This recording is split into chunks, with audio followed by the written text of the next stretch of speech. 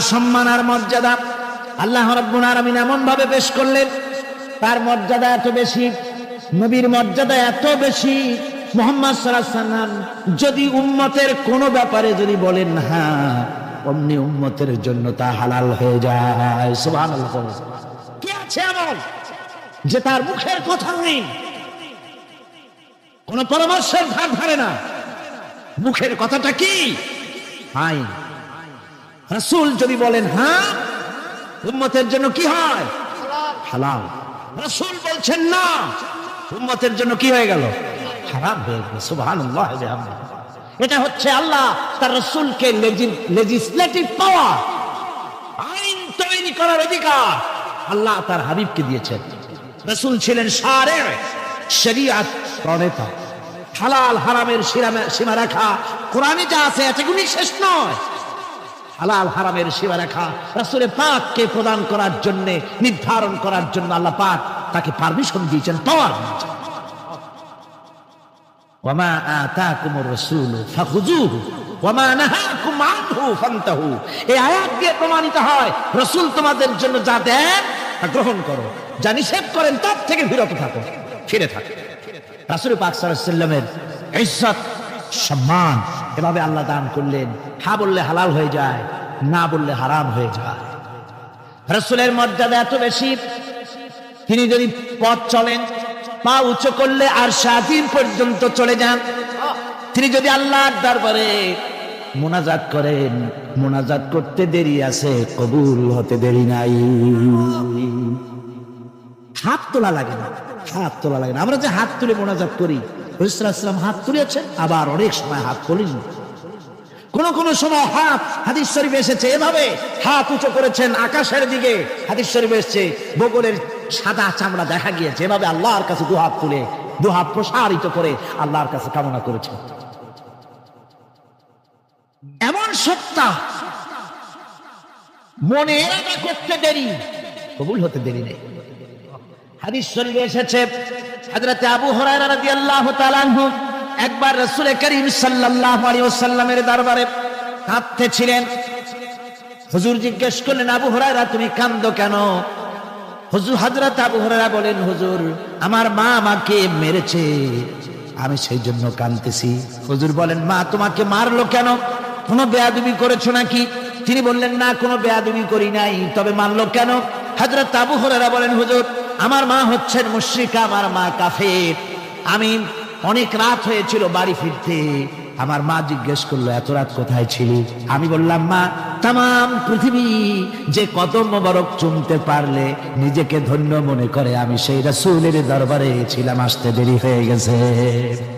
ইয়া রাসূলুল্লাহ, আপনার নাম শোনা মাত্র আমার মায়ের গায়ে আগুন জ্বলে গেল। সহ্য করতে না পেরে আমাকে মায়ের আরম্ভ করে দিল। বলল, আবু হুরায়রা হয় আমার বাড়ি ছাড়বি, না হয় মুহাম্মদ সাল্লাল্লাহু আলাইহি ওয়াসাল্লামের ঘর ছাড়বি, কোনটা করবি কর। আমি বললাম, মা তোমার গায়ে যত শক্তি আছে সমস্ত শক্তি দিয়ে তুমি আমাকে প্রহার করো, আমি তামাম তোমার বাড়িটা শুদ্ধা, তামাম দুনিয়া ছেড়ে দিতে পারি, কিন্তু রাসূল পাক সাল্লাল্লাহু আলাইহি ওয়াসাল্লামের কদম মোবারক ছাড়তে পারি না। ভাইরা আমার, হযরতে আবু হুরায়রা কাঁদতেছেন। আল্লাহর নবী বলেন, তুমি কাঁদো কেন? তোমার মা তোমাকে মেরেছেন, আমি এখানে কি করব? এখানে তো আমি কোনো দখল আন্দাজ করতে পারি না, আমি কি করতে পারি? এখানে ইন্টারফেয়ার তো আমি করতে পারি না, মা তোমারে মেরেছে। হযরত আবু হুরায়রা বলেন, ইয়া রাসূলুল্লাহ, মায়ের বিরুদ্ধে কোনো নালিশ করার জন্য আপনার কাছে আমি আসি নাই। বলে, কেন এসেছো? হযরত আবু হুরায়রা বলেন, হুজুর এসেছি এই জন্য, আমি জানি আপনি যদি আল্লাহর দরবারে কোনো ব্যাপারে দোয়া করেন, আল্লাহ রাব্বুল আলামিন তা মঞ্জুর করে নেন। আপনি মেহেরবানি করে আমার মায়ের হেদায়েতের জন্য আল্লাহর কাছে দোয়া করুন। হুজুর সাল্লাল্লাহু আলাইহি ওয়াসাল্লাম দুহাত উঁচু করলেন, বললেন, আল্লাহুম্মা ইহদি উম্মা আবি হুরায়রা, হে আল্লাহ আবু হুরায়রার মাকে তুমি হেদায়েত নসিব করে দাও। এই দোয়া রাসূল করতেছেন।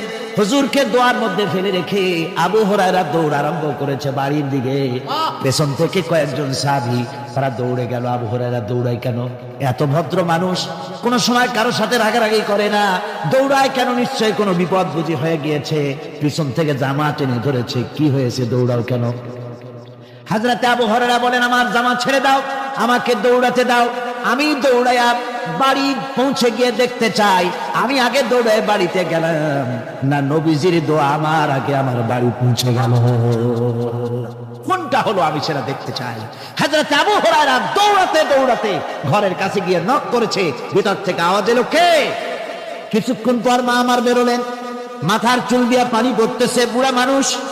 মা আমার কাছে এসে বলল, বাবা তোমাকে মারার পর আমি বড় অনুতপ্ত হয়েছি, মনে মনে অনুশোচনা করেছি, আরে আমার ছেলে তো কোনো খারাপ জায়গায় যায় নাই, কোনো খারাপ মানুষের কাছে যায় নাই, মারলাম কেন?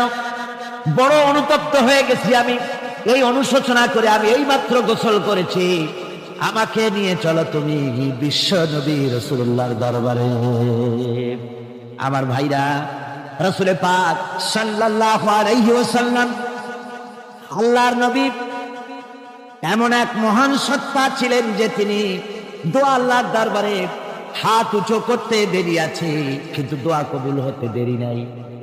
হিজরত করে মদিনায় এসেছেন, নামাজ পড়তে দিল চায়, কাবা শরীফের দিকে ফিরে যদি নামাজ পড়তে পারতাম দিলটা বড় ভালো লাগতো, কিন্তু হাত উঁচু করে মোনাজাত করতেছেন না, আল্লাহর কাছে বলতেওছেন না যে আল্লাহ তুমি আমার কিবলাটা বাইতুল মুকাদ্দাস থেকে ফিরাইয়া মক্কা শরীফে বাইতুল্লাহর দিকে ফিরাইয়া দাও, মুখেও বলতেছেন না, মনেও না, শুধু আকাশের দিকে বারবার তাকাচ্ছেন, মোনাজাত করেন নাই, মনে মনে আশা পোষণ করতেছেন যদি এমন একটা ওহী নাজিল হয়ে যেত। আল্লাহ রাব্বুল আলামিন সঙ্গে সঙ্গে রাসূল যোহরের নামাজ পড়তেছিলেন, 2 রাকাত পড়া হয়ে গেছে, এমন সময় ওহী নাজিল হয়ে গেল, قد نرى تقلب وجهك في السماء। ও নবী, আমি দেখতে পেয়েছি বারবার আপনি আকাশের দিকে তাকাচ্ছেন, সুবহানাল্লাহ, আমি দেখতে পেয়েছি। فلنولينك قبلة طاها فول وجهك شطر المسجد الحرام।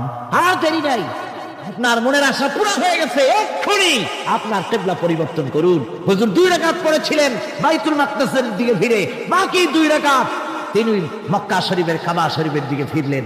আজও পর্যন্ত সেই মসজিদ আছে, সাক্ষ্য দিচ্ছে নবীর কথা কিভাবে মঞ্জুর হয়। মসজিদে কিবলাতাইন মদিনা মুনাওয়ারায় সেই মসজিদ আজও আছে।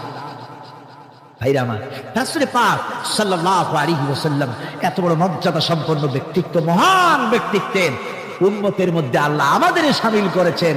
শুকরিয়া স্বরূপ আমরা পড়ি আলহামদুলিল্লাহ, জোরে সোরে পড়েন আলহামদুলিল্লাহ। আমার ভাইরা, মর্যাদা এত বেশি আল্লাহ রাসূলকে আল্লাহ রাব্বুল আলামিন দান করেছেন।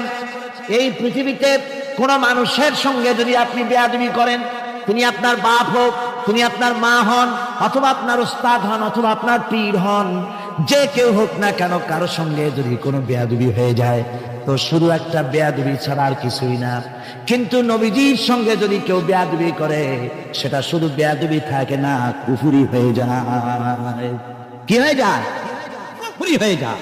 রাসূলুল্লাহকে কেউ তাওহীন করলে, অসম্মান করলে, সমালোচনা করলে কাফের হয়ে যায়, বলেন কি হয়ে যায়? কত বড় মর্যাদা। রাসূল পাক সাল্লাল্লাহু আলাইহি ওয়াসাল্লাম তার সামনে সাহাবায়ে কেরাম বসা, হুজুর কথা বলছেন, সাহাবায়ে কেরাম তারাও কথা বলছেন। কথা বলতে বলতে এক পর্যায়ে সাহাবীদের গলার আওয়াজ বড় হয়ে গেছে, হুজুরের গলার আওয়াজ শোনা যায় না, সাহাবীদের গলার আওয়াজটা বড় হয়ে গেল। আল্লাহ রাব্বুল আলামিন এতটুকু বরদাস্ত করলেন, আমার নবীর গলার আওয়াজের চাইতে তোমাদের আওয়াজ বড় হলো কেন? সঙ্গে সঙ্গে ওহী নাযিল হয়ে গেল। আল্লাহ রাব্বুল আলামিন বলেন, ইয়া আইয়ুহাল্লাযীনা আমানু লা তারফাউ আসওয়াতাকুম ফাওকা সাউতিন নবী। ও বিশ্বাসীরা, খবরদার, তোমরা যারা ঈমান এনেছো শোনো, তোমাদের গলার আওয়াজ যেন আমার নবীর গলার আওয়াজের চাইতে বড় না হয়ে যায়। যদি তা হয়, আনতাহবাতা আমাল, জীবনের সমস্ত ভালো কাজ করে আমি আল্লাহ বরবাদ করে দেব। আজ পর্যন্ত এই আয়াতে কারিমা রাসূল পাক সাল্লাল্লাহু আলাইহি ওয়াসাল্লামের রওজায়ে আতহারের সামনে সবুজ সাইনবোর্ডের উপরে সোনার অক্ষর দিয়ে এই আয়াতে কারিমা লেখা রয়েছে, সুবহানাল্লাহ। সর্বকালের, সর্বযুগের সর্বশ্রেষ্ঠ মহামানব সর্বশ্রেষ্ঠ বিশ্ব নবী, আল্লাহর পরে যার মর্যাদা, তিনি হচ্ছেন মুহাম্মদ রাসূলুল্লাহ সাল্লাল্লাহু আলাইহি ওয়াসাল্লাম। তার অনুসরণ করা ইবাদত, তার অনুসরণ করা কি? আর তার নাফরমানি করা কুফর। আল্লাহ রাব্বুল আলামিন বলেন, নবী আপনি বলুন, কুল ইন কুনতুম তুহিব্বুনাল্লাহ আত্তাবিউনি ইউহিব্বুকুমুল্লাহ ওয়ায়াগফির লাকুম যুনুবাকুম ওয়াল্লাহু গফুরুর রাহিম। নবী বলুন, তোমরা যদি আল্লাহকে ভালোবাসো, মুমিনদেরকে শোনানো হচ্ছে, শোনো, তোমরা যদি আল্লাহকে ভালোবাসো, ফাত্তাবিউনি, ও নবী আপনি বলে দেন যে তাহলে আমার অনুসরণ করো। কার অনুসরণ? নবীর। কার অনুসরণ? নবীর অনুসরণ। আল্লাহরে যদি ভালোবাসো, এ দাবি যদি সত্য হয়, আমার অনুসরণ করো। আর আমার অনুসরণ যদি করো, আল্লাহ পাক বলেন, নবী শুনায় দেন, আপনার অনুসরণ যারা করবে আল্লাহ তাদেরকে ভালোবাসবেন। আর শুধুই ভালোবাসবেন না, তামাম জিন্দেগির সকল গুনাহ খাতা রব্বুল আলামিন মাফ করে দিবেন। জীবনের সব গুনাহ মাফ হয়ে যাবে যদি হুজুরের অনুসরণ করা যায়।